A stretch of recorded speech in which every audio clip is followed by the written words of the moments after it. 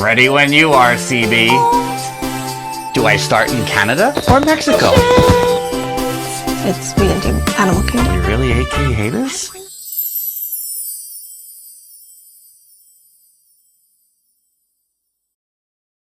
This is Theme Park Thursday with Dillo's Diz. She is Jen. Hello. And I am Frank. And all throughout the fall, we have been leaning into our nostalgia.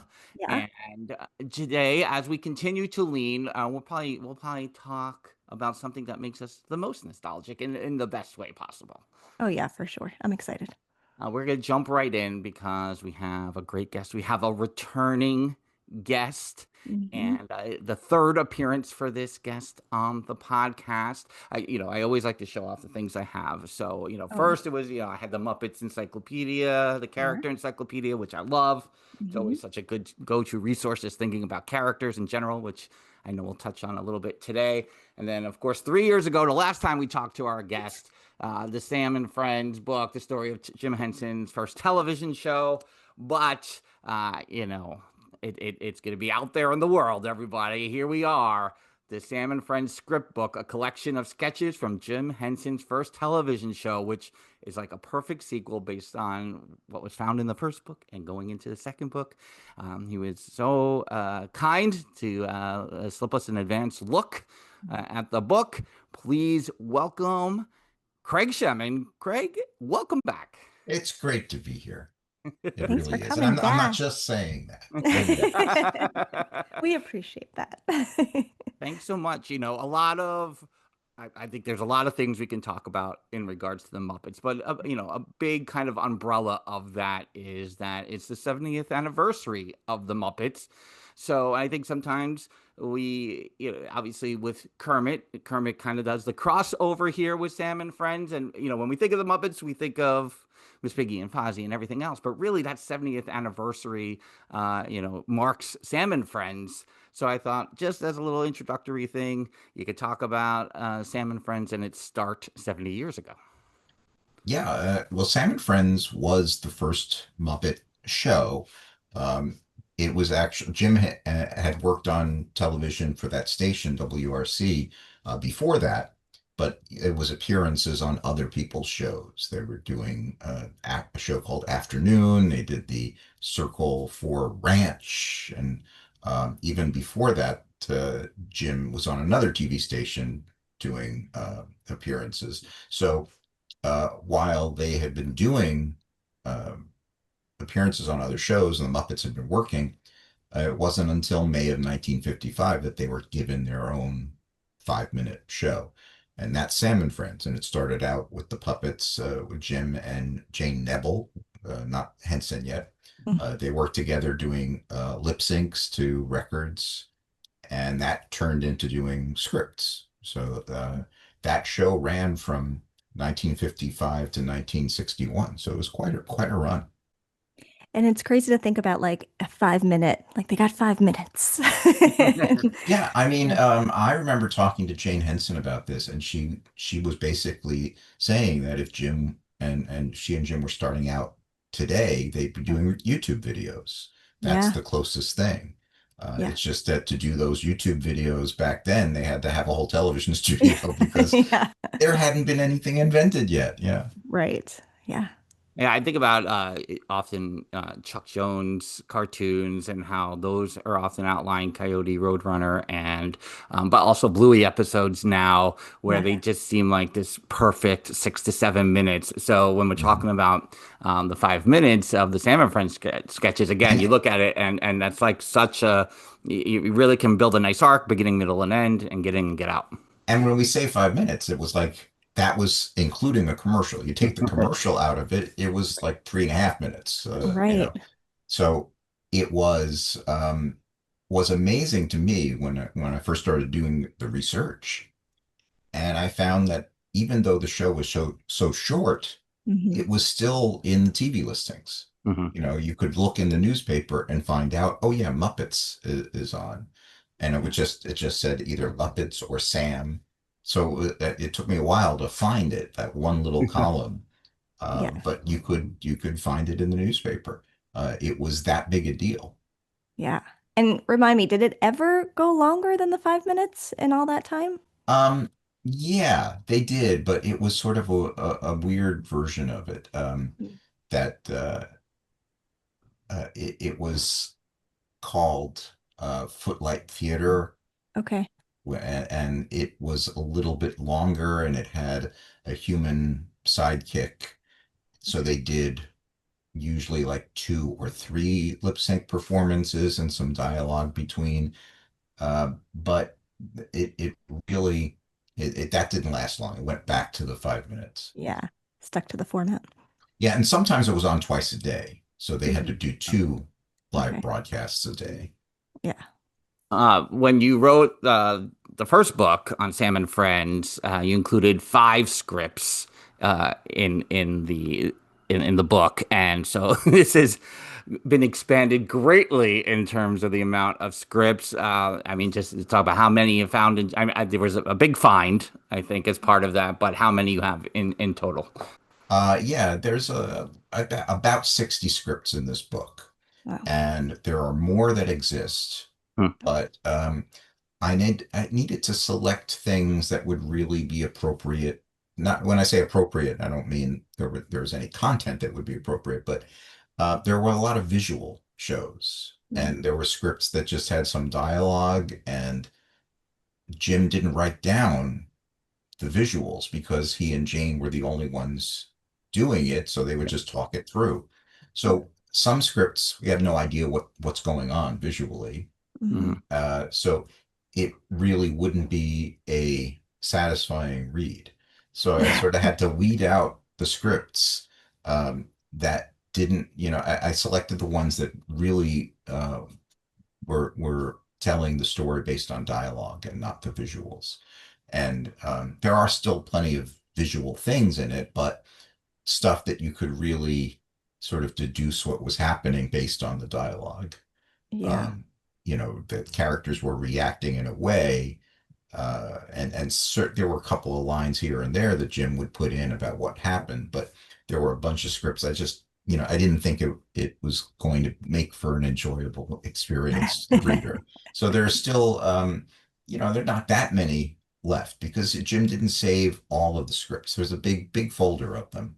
And Karen Falk is the one who takes care of all of that. And she was the one who scanned all of those scripts because when I started doing the research for the first book, it sort of fell right in the middle of the pandemic. And I had been going to the Henson archive and looking at the file and doing all the research that way. And then Karen, when everything shut down, she scanned all the scripts for me.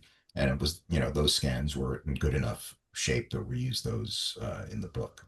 When you are looking back on the scripts, do you see parts of the stories he was telling then and can kind of see that in later productions and things he Oh created yeah. later on? Yeah. Yeah. Was there anything that stood out? Yeah, there are a couple, but they do a version of the Three Little Pigs, Mm. and it's very much what they ended up doing on Sesame Street with Okay, Sesame yeah. Street News. You had Mhm. the characters sort of riffing on the original story, so that's very reminiscent. And Yeah. just some of those parodies, like Pun Smoke, Mm. um, are very much stuff that you would have seen them do years later. And Yeah. even some bits that are not in the script, but Jim redid, they're not in the script book, but Jim restaged some of the Sam and Friends bits on the Muppet Show. Mhm. He did Glowworm and he did Yeah. Inchworm. A lot of worms, I guess. And he did the song There's a New Sound that was like, Oh, Jerry Julie used to say it was an awful song, because it had like two chords, and but Jim loved using it because you could do really interesting, fun, silly visuals with it. That's awesome. We joke a lot over the years on the podcast that I have an MFA in dramaturgy. So the history and the research portion of this is always so exciting to me. What leads you down a rabbit hole of basically into the archives, historian? When you're going through the archives, like what just all of a sudden takes you? It doesn't take much. It's just like, just the little things like finding these connections is really what drives me. And even, there's a song called Voodoo, I think it's called, and it's you remind me of the man. What man? The man with the power. What power? The power of voodoo. Hoodoo. You do what? Do what? You remind me of the man. And it was this weirdly weird song the times, and then you're sitting watching Labyrinth, and that exchange comes up. Yeah. And what I loved is like Jim would like tuck things away and pull them out and use them, Mhm. and finding those connections was so cool. Well, and Uh, I'm often, sometimes I will say this. I didn't think I was going to say this out loud, but sometimes when doing a lot of improv in my life, and folks who come up with a great bit or something that really hits and works well, and their first instinct after that is to be like, it's never going to hit the same way again. And yeah, I'm yeah. like, oh, but no, you got it. You never know. You got to keep that in your pocket. You got to store it away. You got to know you have it as a hook down the line. You got to reincorporate. And what was really funny is that Jim, when you looked at the interviews, because you try and find him talking about Sam and Friends, and he really didn't talk about it that much. When he did, he sort of belittled it. Mhm. You would talk, well, I started out with my wife and we did, we had some bad puppets on a TV show and it wasn't really good. And the irony of that is that he would belittle the show, but then he'd keep using elements from it. Yeah. Right. Yeah. Yeah, and that's the beauty of that. And like I didn't know what incorporation reincorporation was until I started really doing improv a little more 25 years ago. And it's such uh and I think sometimes it gets dismissed as oh, you're repeating something the same way, but it's like if it works, you gotta use it. It's a vaudeville thing. It's a I was very big on your show of shows for a while, and Sid Caesar and all that stuff. That and when you see those things constantly come up, that's why you love the world of that's being created. Yeah, and I think that Jim really wasn't reusing it. He was sort of Yeah. reinterpreting things because when he was doing Sam and Friends, they were lip syncing to a Danny Kaye record. When he was Mm. doing the Muppet Show, they had Danny Kaye. You Yeah. know, they could sing live with him, and the characters could interact with him. Yeah. It was stunning. Yeah. You look at some of these songs, and you see the people would later come up on the Muppet Show. Yeah. Um, you had Roy Rogers and Yeah. doing Happy Trails. I think they did that on Sam and Friends, and then they did it on the Muppet Show. So it was a way of sort of revisiting the heritage, but really doing it in a new way. Yeah, and yeah, I think that speaks to who he was in the worlds he was creating. And to me, anything he does is timeless. Like it connects with so many different audiences and over decades and decades. But do you think this, as you're reading the scripts, can you see it kind of reflecting the 50s more, and then he just kept changing it over time? Or does it kind of, do those early scripts still seem to carry over pretty well? Well, I think it's a little of both. I Yeah. think there are definitely some elements in the scripts that refer to specific things that were happening in the Yeah. 50s. They talk about Kennedy, and they talk about Ed Sullivan, and they talk about some stuff like that, and the westerns on Gunsmoke.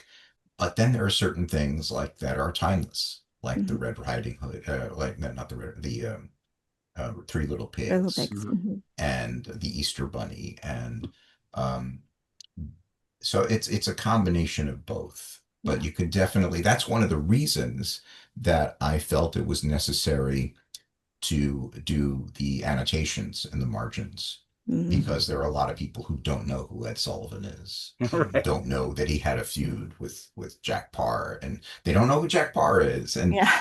and then it was like, how far do I have to do? How far do I Mhm. have to go? Yeah. And then, the decision I made was to sort of go even farther than I think I have to Yeah. explain stuff that maybe doesn't need it to be explained, but you never know. There's going Right. to be someone doesn't who isn't familiar with Hamlet and Yorick, Yeah. who Yeah. may need to Mhm. know where that name of that character came from. Yeah. And I figured if they already know the stuff in the annotation, it'll be a little bit of a joke that I'm Mhm. explaining something Yeah.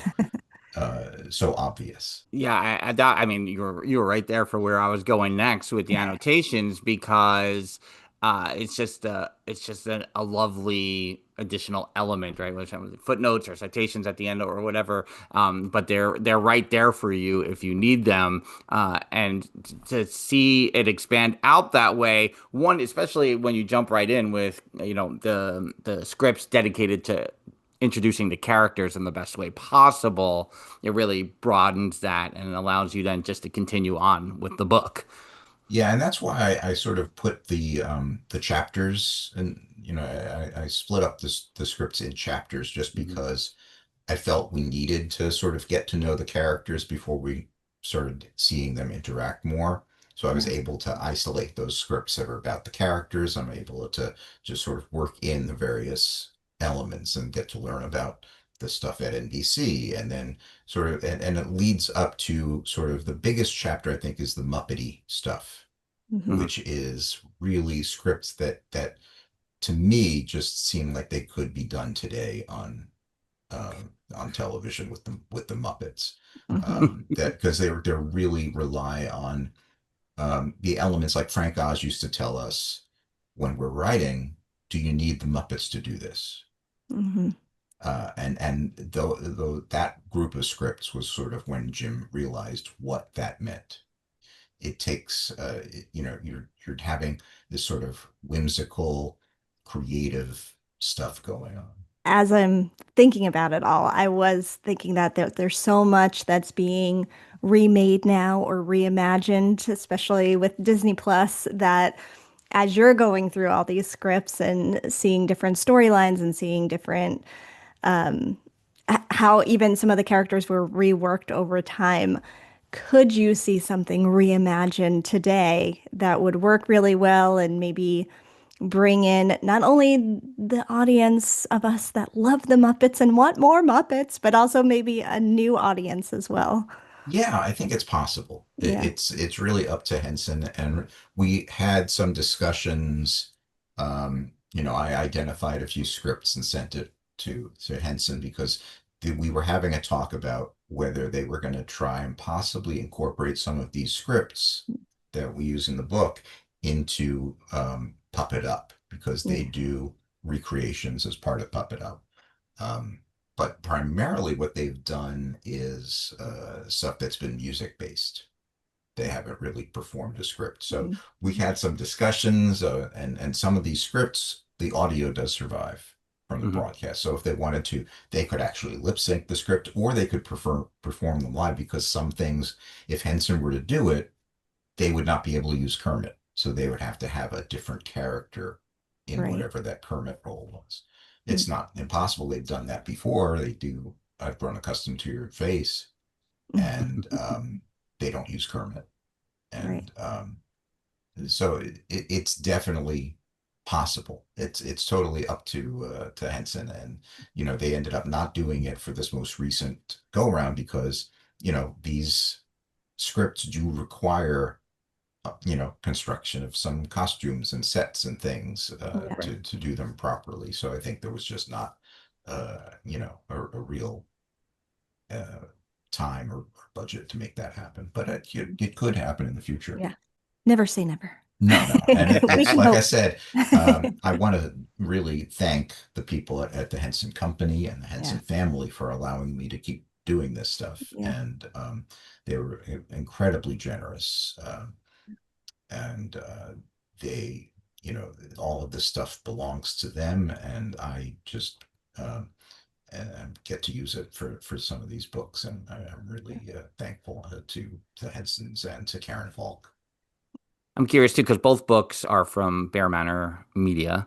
I'm trying to say that without hitting my New York accent too much. And so your process with them, like what I know they love history of television, and that's kind of the books they put out and publish. So, what is your dialogue with them? Just because I see the books they have to offer in terms of television history, they must eat this up. Well, I'll tell you this, that these two books, which are books about a TV show that doesn't exist anymore, that you can't see in syndication, Mhm. that really doesn't have, uh, a lot of material that's out there. It is a hard sell to a publisher, Mhm. um, because they rely on there being, they want to be able, if they're going to do a book about Friends, they want the show to be Yeah. viewable. Yeah. So I knew that it would be an uphill climb to do with a conventional publisher, Mhm. a major publisher. And but as soon as I reached out to Ben at Bear Manor, Ben Omar is the publisher, Mhm. and for the first book, I sent him an email, and within an hour, I got a response with a big yes, yes, yes. And same thing happened with this book, because I think while the Salmon Friends, the original book, um, by conventional metrics of a major publisher, is not a bestseller. But to Bear Manor, this is a very good seller for them. Yeah. Mhm. Um, they have uh, they have a website where they list the books in order of best selling, and the Salmon Friends book has usually been either in the one or two spot. Yeah. Uh, so this does very well for them. So when I reached out about doing the script book, I just sent him Ben another email. It's like, do you think you would have any interest in doing a script book? And again, like within a half hour, or as soon as he's based in Japan actually. So sometimes I get here back right away, and sometimes I'll have to wait for the time change. Yeah. But he wrote back right away. It's like, yes, yes, definitely. Because one of the things that Bear Manor does, they do a lot of script books. Mhm. Um, but the one concession I asked was that I wanted to have um, my designer design the book, and Mhm. he doesn't have a problem with that because he's like, I asked for the first book to have Dave Hultine do the cover, and Mhm. also for the second book he did the design for the second book, and on this one I wanted, because there was um, a little more specifics in how the annotations would have to do.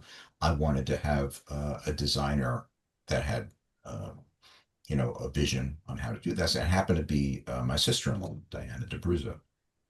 So we got her on board, and then signed her up, um, and she did an amazing job putting it all together. That's so cool.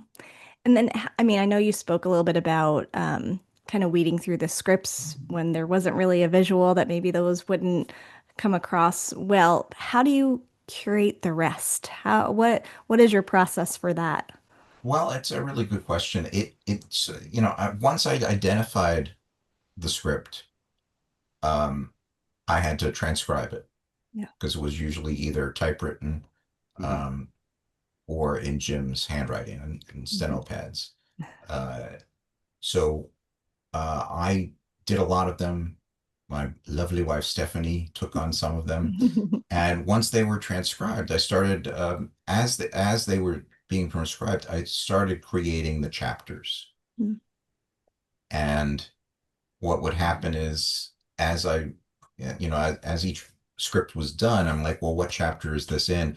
If it didn't fit in any of the ones that I had already established, it's like, well, it's going to need another chapter. Uh-huh. So let's maybe do one about history.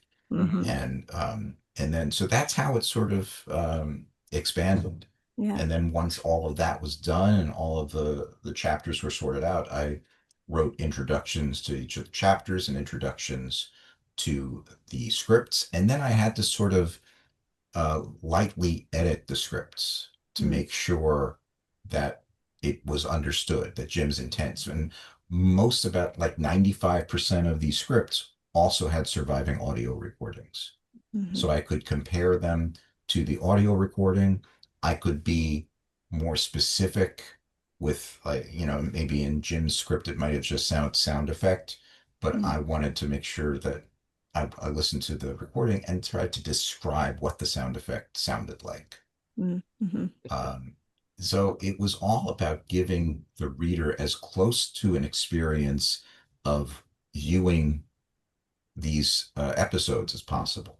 Let me hang on that word experience for a second. To the what is to you, I'll call it the Muppets experience within those Sam and Friends scripts, and then was built upon for everything else we know going forward.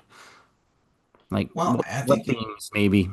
mhm, I think it comes down to sort of the irreverent silliness, mm, and Frank Oz describes it as affectionate anarchy. Yeah. And I think it really, uh, it's a great way of describing it, because it's not just being wild for wild's sake. Um, there's a lot of interesting stuff going on. Mm, And like when Sam runs for president, there's some commentary, but it's not directed at any specific candidate or political mhm, party. It's sort of a commentary on the whole process, which is, which is a nice way to go, to avoid alienating half of your audience, especially mhm. when you keep in mind that Sam and Friends is done in Washington, D.C. So Yeah. they had congressmen and senators mhm. watching this show. And I asked that too because over the weekend I was at a Savannah Bananas baseball game, which Oh, I saw it on TV. yeah, so I was there on Sunday, and it was really the first time I watched it all the way through. It was a little hard. I'm such a baseball guy, so it was easy. I'm a traditionalist that way, but seeing it live and being part of the experience, I love that you just said the anarchy there, because it is. It's a little Yeah. bit towards the tradition of the game, and so I appreciated it more being in the experience. But you see the characters and you see the players and you see how what they bring and the different things. So yeah, and in some ways, and I asked my wife last night, I was like, I like really try to break down what makes it work and what will make it transcendent. And and it's a little bit of that affectionate anarchy because they're putting the fans first, they're connecting to the audience first, and they're doing it in the most loving way possible, really. Mhm, Yeah, and what's kind of interesting to think about, and Jane used to always uh, talk about this when she did presentations, is that you really need to always think about what Jim was doing in those early days, in context of what was else was happening. Hmm. mhm, So, in the book you have the annotations, but the other thing to think about, um, is that they're doing all of this funny stuff. They're making fun of television. They're making fun of their network. They're showing a different network's logo on Hmm. screen, which was never done. yeah, Um, but all of this is happening, and television is just about 10 years old, a little yeah, more than that. yeah. It's so new. Yep. The idea that they were right there at the beginning, and certainly at the beginning of color television. Right. Mhm, Jane also used to tell us, don't think about Sam and Friends as a black and white show, because most of the stuff that survives, both in still form and in kinescope, most of it's in black and white. mm, But that's only because they didn't have color videotape at the time. They didn't have yeah. color. They didn't really usually didn't have the money to do color kinescopes. Hmm. Um, but from around 1958, 59, Sam and Friends was in color. Yeah. And I always have to remind people to think of it in color. Yeah. especially And when in the Sam and Friends book, if all the pictures are in black and white. yeah, and it's just, I think anything in that world is just another form of escape, and it's a form of just, but like it's just fun. And especially back in those early days where you're watching something, you're like, oh, well, this must be for kids. And it's not. And it's never been, it just can cover an entire audience full of different generations. And it's just fun and laid back and easy. And like you said, even in being in Washington, D.C., and they're not pointing fingers at anybody, they're just having fun with everything at that Yeah, point. And it's nice to have that type of escape. And I feel like that's always been the Muppety world. It's just a fun yeah. place to go. But and what's interesting to me and really exciting is that you have to remind um, audiences that we mentioned the word experience before, Mm. and it was a truly shared experience Mhm. because it was all live.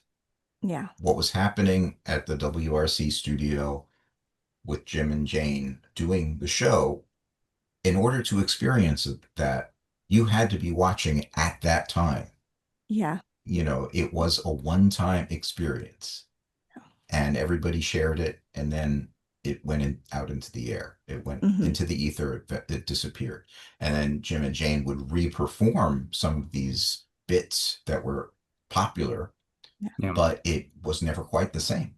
Hmm. It was always going to be a little different. So the idea of this being a live event, and what's kind of funny is that we've come a little bit full circle because now you have YouTube Live and you have Facebook Live, and Hmm. the whole idea of people tuning in for those live events to share that experience Right. rather than most everything else is all pre-recorded. And it's true, and it's amazing. I mean, and this is why SNL has lasted for 50 years. It's because we still, no matter what, get driven to that live. It's always harder to watch it, after the fact too. You kind of want to see it in the moment, and uh, that really stands out. You are the president of the Jim Henson Legacy, so I want to see I if I are. can ask you a hard question here. What do these two books mean to you in terms of preserving the Jim Henson legacy, and what do you think of? How much pride do you have in your own contribution to that? I will tell you that I am very proud of these books. Um, I consider myself, though, just a communicator of information. I am by name on the first book. I'm the author. I'm the editor of the second book. But um, it really just I want as many people to experience Jim's work as possible, and particularly this early stuff where he was the primary person not only performing and producing but creating it, along with Jane. He was building the puppets and he was building the sets, um, and he had help, Jane and Bob Payne, but he was really, you could literally see his fingerprints on what survives. So I'm very proud that I'm able to share this with the world. I'm also proud of these books because um, they're mine. No, I mean, no, I think that I have done a lot of work with Henson and with Yeah. Muppets to a degree over the years, but it's always been a work for hire. Hmm. I did not have the final say on the Muppet Character Encyclopedia. They Hmm. they didn't really interfere a lot, but there were certain things that just, as a nature of the rights situation, stuff that they would not let us do. Hmm. Disney would not let us use any characters that were based on real people. So Hmm. we couldn't use the Jim, Jerry, and Frank puppets, and we couldn't use Spamela Henderson and that sort of thing. Um, but on these books, I had a lot of authority, and Karen Falk went over everything and, you know, made factual corrections and editorial suggestions, but I had the final say. Yeah. And Disney also, they went through, they went through the script book with a fine tooth comb. Even though they're only they are only approving the use of Kermit, Mhm. but they had to go through all of the scripts and Sure. all of the editorial and everything, and they were very helpful. They caught a couple of typos, but they made no specific major editorial demands other Yeah. than their preference is to capitalize the T in the Muppets. Mhm. So, that's something we differ on, but I'll capitalize the T for them, sure. Um, I I yeah, feel like as you're talking, you can hear you can hear the pride, you can hear the work ethic side of it all, but you can also hear the fan that you are in all of this as well. And there's yeah. such a fandom under that Henson umbrella for so many of us. What do you think personally? What makes you a fan? Well, I think part of it has to do with when I grew up. Hmm. I was born um, in 1966, long, long time. Um, when I was first at Henson, I was the kid, you know. Hmm. Um, in 1966, so then 3 years later, Sesame Street appeared. So I was 3 years old. That's the core Hmm. audience for Mhm. Sesame Street. When the Muppet Show came on the air, I was 10. Yeah. Again, core Muppet Yeah. audience. Mhm. So I think that just the luck of being at that those ages when these Hmm. two major things happened um, really had a lot to do with it. Yeah. And it just the humor struck a chord in me and really influenced a lot of my sense of humor, along with the Marx Brothers and a lot of other things that were available to me at the time. Yeah. So yeah, I think part of it was just that wacky luck, and then um, I had long been a fan, and then having the opportunity to first intern at Henson and then work there, when I realized that not everyone who was working at the company was coming into it through that fandom. Mm-hmm. The Yeah. people then in licensing and publishing, they just came to Henson after another licensing job, Yeah. and trying to get them excited. And it took them a while. They were doing licensing for many years. They Mhm. just were continuing to license children's stuff. Yeah. We're doing diapers, we're doing Muppet Babies diapers, we're doing toys for Right. little kids. And I kept on trying to say, I think there's an audience out there for adult collectibles, for Hmm. Right. action figures and Yeah. things. And finally, they figured that out. They did when they did the Palisades line, and they were shocked that people were buying them. Yeah. Yeah. There's such a people's perspectives on what the buy-in is so interesting to me. We trace back kind of like the last 4 months or so to the May 9th 70th anniversary, that I think it's just a fascinating time in terms of the Muppets, where in June Jen and I were obviously just bleak when Muppet Vision 3D closed in Walt Disney World. But since then, you get the details about the Rock and Roller Coaster updates with Electric Mayhem. You get the announcement that they're going to be on Broadway with Rob Lake and his magic show.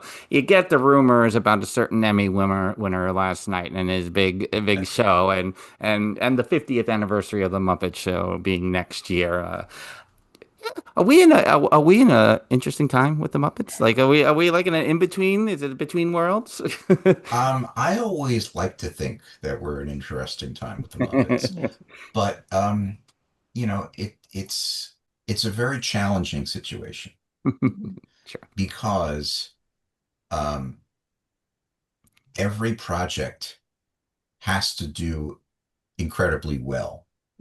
Hmm. It's not like if Dwayne The Rock Johnson puts out a movie and it Mhm. doesn't do well, there's still going to be another Dwayne The Rock Yeah. Johnson movie. Right. Yeah. And I think that the Muppets are sort of saddled with this, you know, thing where if the next Muppet project isn't an incredibly big success, the Disney's not going to want to do another one. And I think that it's a challenging thing to deal with Yeah. Mhm. because it's hard to come up with something good. Yeah. Um, Yeah. so I'm hoping that they do. Yeah. Um, and I think that I think that this time could be the right time. Mhm. Right. I mean, I feel like, everyone's talking about the Muppets in interesting ways to me. So I asked that because yeah, we've been through it. Even just seeing the pandemic era Muppet Show, the Office version of the Muppets, and even a lot of the YouTube stuff over the years, and you just see you go, this is it. Oh, and then Mhm. oh, you wanted to keep yes anding, so to speak. And that's the thing. It's Yeah. about trying to figure out how to keep the momentum going. Hmm. A few years back, um, 2017, when we did our show in New Zealand, we did Hmm. the they did Jim Henson retrospectacle, and it went amazing. Yeah. Uh, you know, and Brett wanted to, and Brett McKenzie wanted to keep doing it. Mhm. This is a great live show. We need to do it, and we couldn't do it again Right. because there are three Yeah. different copyright Right. owners, and at that, right after that, Muppets was going to do the O2 show and the Hmm. Hollywood Bowl, Mhm. and they sort of had their own thing, and so we were not we put on a show that I was very proud of, but we couldn't do anything with it. Right. Yeah. Yeah. Um, and that sort of it's about trying to keep things moving. And Yeah. I think in like the Disney fandom and especially the Disney Parks fandom, there's a lot of discussion, sometimes on where should the Muppets be in the parks, especially now that they've removed Muppet Vision 3D, which we'll never accept. But some will say, oh well, they're putting them over here in Magic Kingdom a little bit. Oh, well, now there's a little bit over here in Epcot. Now they're over here in so they're kind of doing a little bit here and there. And, whether there's some people that feel like, no, put them in one park, build them up there and do all the things, or spread them out. I think it speaks to the bigger picture of the Muppets of where should they be, what should they be doing, and how much of them should be in certain places.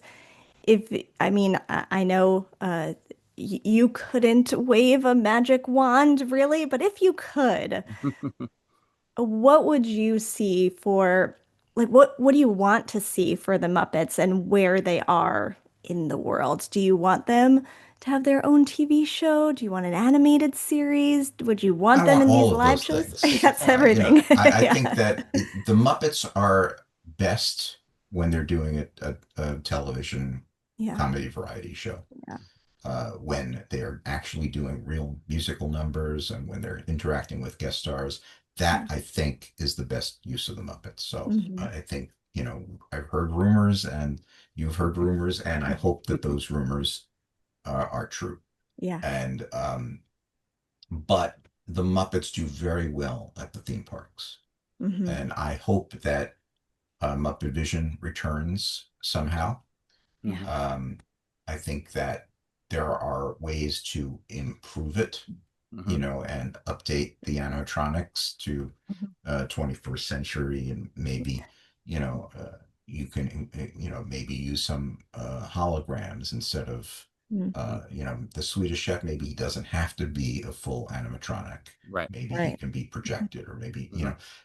I think that it's a really great attraction and it should be redone. But I also think that what they did in the windows and in Magic Kingdom, the Hmm. show they did in Yeah, Great Moments in in Liberty History, Square. Yeah. I think that that's a great use of the Muppets Yeah. because it's really it's Muppets. It's Yeah. they're I think they were a little sized up, but they were performed in traditional puppetry. And I Yeah. think that's a great way to remind people that the Muppets have something that the Disney animated characters don't have. They exist in 3 dimensions. They can interact with people. Um, I did a project that I really can't go into too many details, but that this was the Imagineering people Mm. uh, brought me and John Tartaglia in to develop a concept. uh, they were gonna they were exploring the possibility of doing a dinner show Oh, with the Mhm. Muppets, Right. yeah. Yeah. and that would have been a great use of them as Yeah. well. Yeah. Hmm. You know, I think the that the characters can interact with guests in a way that that's more real, you Yeah. know, Mhm. than I love Mickey, but he's Yeah. gonna, you know, unless you Yeah. bump into the special magic one. And the other, you know, they developed some things that were incredibly good. Yeah. You know, the Muppet Mobile Lab Oh yeah. was Yeah. amazing. And Yeah. Hmm. Dave Goles went and he did it. He did it in the parks, and he was the one controlling it and voicing Bunsen, and I Yeah. thought that was just incredible technology. Yeah. And that should, you know, I know that it was, you know, technically challenging and a little Right. bit finicky to make Yeah. work, but, you know, over time that would improve. And I Yeah. think that, you know, they just sort of would do these really cool things and then abandon them. Yeah. Yeah. Yeah, it's the momentum, it's the yes and. The one thing that I think with the Muppets it gets yes anded very well, and is the Museum of the Moving Image and the work they do with the Muppets collection there, and the events that happen every month, and your participation in them. My 9-year-old and I were well, and Jen popped in a little bit too Hmm. about 3 months ago when the Muppet Babies were on display. And this weekend, I mean, I know some people might be listening to the podcast at a different time, but the weekend of September 21st and 22nd, what's this weekend? 20th and 21st. 20th and 21st. 21st. Mhm. There would the Museum of Moving Images doing a whole Henson birthday weekend with lots of events. I think you can maybe share a little bit of that. I know they're doing I would be 70. delighted to. First of all, Yeah. I'll tell you to all check out the website. Go to movingimage dot org or dot US, one of those. You'll find all of the stuff. Yeah. Um, it's going to start this year. We're doing it over 2 days. Last year's birthday event was one day, and it was really rushed because it Mhm. starts in Manhattan. If you there's still a few tickets left, I think, available, and it's a really fun thing. Heather Henson leads a walking tour um, about some of the sites that were significant to Jim Henson in Upper East Side. So Yeah. in Central Park, there's a visit to the bench that's dedicated to Jim, passed by Sherry Netherland, where Jim lived. And it's a really fun tour. Joe Hennis from Tough Pigs sort of helps Heather with that tour. And so that happens in Manhattan on Saturday morning.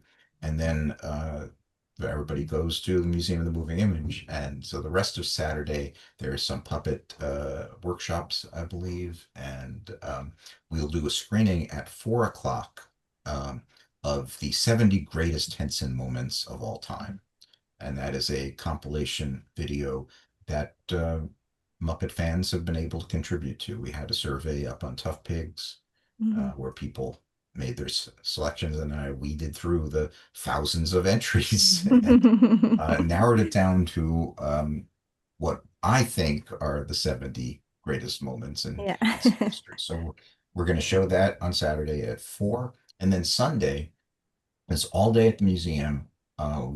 From the opening, we're going to start open the Swamp Meet, which is a Muppet Henson collectible um, vendor area. Nice. So we're going to have people that make great replicas, Mhm. one of a kind replicas. We're going to have a lot of Henson collectibles, and a lot of non-Henson specific puppet kits and things. It's just going to be a lot of really cool stuff.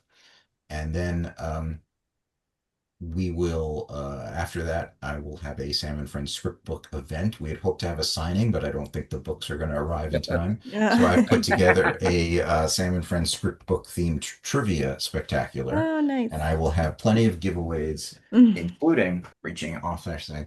There will be an official Sam and Friends fan club membership Ooh, card. very These will be cool. available to Oh, everyone nice. free of charge. Um, and then we will do another screening again at I think 1 o'clock. Okay. Then we'll do the Sam and Friends event, and then there's going to be a costume contest. There's going to be a birthday cake for Jim in the Mhm. courtyard. There's going to be live music. Lucas Ross, Kermit's own banjo advisor, is going to be joining us to do a pre-show Awesome. before our screenings, both on Saturday and Sunday. Yeah, Um, and there's puppet workshops for a wide range of fans. So I think that's awesome. that hits the main high notes. Yeah, Um, that's a lot in 2 days. yeah, and That's yeah, so awesome. all of that's going to be happening, and Yeah. all the stuff that's the visiting the swamp meet, visiting the courtyard, the costume Mhm. contest, all of that's free. Okay. And you need to, if you want to see the Henson exhibit and go to the screenings, Yeah. then you have to get a ticket. Okay. That's awesome. That's so cool that a weekend like that is like a Muppet fan's dream. Well, we try to have fun with it, and Yeah. we want to make it a fun experience for the fans. Yeah. So and Heather feels strongly about this, and it's not just about enjoying the programming, Mhm. but enjoying each other. Yeah. A lot of fans get a chance to interact. There's going to be post activities after the day. Heather is sort of arranging stuff at a nearby barbecue place. I think it's Okay. called Pig something. But there's going to be a fun after party with Yeah. karaoke and stuff. Very cool. So it's there's going to be a lot of fun stuff. Awesome. It's just and I every time I go, whether it's I'm just walking around and visiting the exhibits, or there's an event like that's happening this weekend, it's just always such a great reminder. Our friend Adam was there a couple of months ago as well, and it really and really after Muppet Vision 3D closed, like the first one that came out, I was like, we gotta go. I gotta go see them. Yeah. Yeah. But you see kind of the same passion there that you saw when Muppet Vision 3D closed, with everyone singing Mhm. Rainbow Connection Yeah, after and the Heather last. was down there. I was at Yeah. the carriage house the other day, and I saw her little Yep. ID laminate from that Yeah. event. Yeah. She is, she's very passionate about celebrating the fans and giving Yeah. them a Mhm. great experience. Yeah. That's Um, great. It's really, you just see the connection, you see what it means to people, and yeah, I think it's you wanna find the thing that's really gonna to launch it in. But in the meantime, when something like the book comes out, you go like, look where it started, and look where we Mhm. are, and look how important it is to everybody. So when you're able to contribute in this way, Craig, it is just so there's like so many emotions that comes with it, because I'm 8 years younger than you, so but yeah, it was Sesame Street at 3 for me, the Mhm. Muppet Show just right after. I Yeah. think Jen was 2 or 3 when Muppet Babies started, the Mhm. first cartoon series. So like those things, and they hit and they connect, and they stay with you, and the characters stay with you deeply. It's really yeah, and it really these two books are a labor of love, and I Yeah. think as I was talking earlier, the plus side of everything is that yeah, they're mine. I have the Mhm. copyright. I own them. And then on the Yeah. downside, it's like, oh yeah, no one paid me to write these. So, Yeah. so I had to sort of, when I say it's a labor of love, it's sort of literally a labor of love, but Yeah. I wouldn't change it. And Yeah. it's been a great experience, and I'm very proud of them. And even, the tough thing about writing a book is that there's always going to be something wrong. And there are a couple of things we're going to be doing a little update to this, minor things, but just that's the thing that you always struggle with. You go through so many rounds of Mhm. copy editing and proofreading, and you think everything's accurate, Yeah. and then someone will say, "Oh, by the way, did you notice?" It's like, And No. yeah, yeah. Yeah. Ugh. but the Sam and Friends script book, a collection of sketches from Jim Henson's first television show, which is going to be such an incredible companion to the one I hold in my hand here, um, is it is going to be out to the world. But I'll get my book signed eventually over at the Museum of Moving Image. It's only 5 avenues away from my home. I will tell you that we are going to be doing the signing. We're going to be doing at the end of November Love now, it. when we're going to be showing Emmett Otter's Jug Band Christmas. Oh So yeah. after one of those screenings, we'll do the Oh, that's signing, and I'll awesome. also show some fun stuff. And I think it's appropriate because Jerry and Jim did Emmett Otter. It's sort of one of their masterpieces working together, so Yeah. we can revisit one of the first projects they did together. That's so cool. Love that. So end of November for that. Good way to kick off the I holiday. do want to Yeah. mention, we didn't really talk about it, but there are two scripts in the script book that are written by Jerry Jewell. Oh, And that's kind of a fun thing. Oh, that's Um, cool. it's yeah. his earliest work writing for the Muppets. Yeah. Yeah, and the forward is by Dave Gold. So I mean, yeah. Dave Goles did an amazing job, and we will be doing, save the date if you're in the San Francisco Bay Area. November 15th, there'll be something fun happening. Oh, all Very right. cool. I love that as well. Craig, we love talking to you, so we need to do it more often, I think. I would love that. Craig Shemin, thank you so much. And of course, you can go check out the the Jim Henson Legacy website. Absolutely. And it is movingimage.org for the Museum of Moving And Image. if anybody wants to get regularly updated on what's happening with the Jim Henson Legacy and Henson stuff in general, you can join our emailing list. Mailing list. It's an email. It's a mailing list on email. So send an email to list@jimhensonlegacy.org with your name, and tell us that you want to be on the mailing list. Awesome. And we promise not to send you emails every day to asking you to buy pillows or something. You will never click unsubscribe. We're on the mailing list, and we Yeah. love it. So, Craig, thanks so much for talking with us My again. pleasure. Soon. Thank you.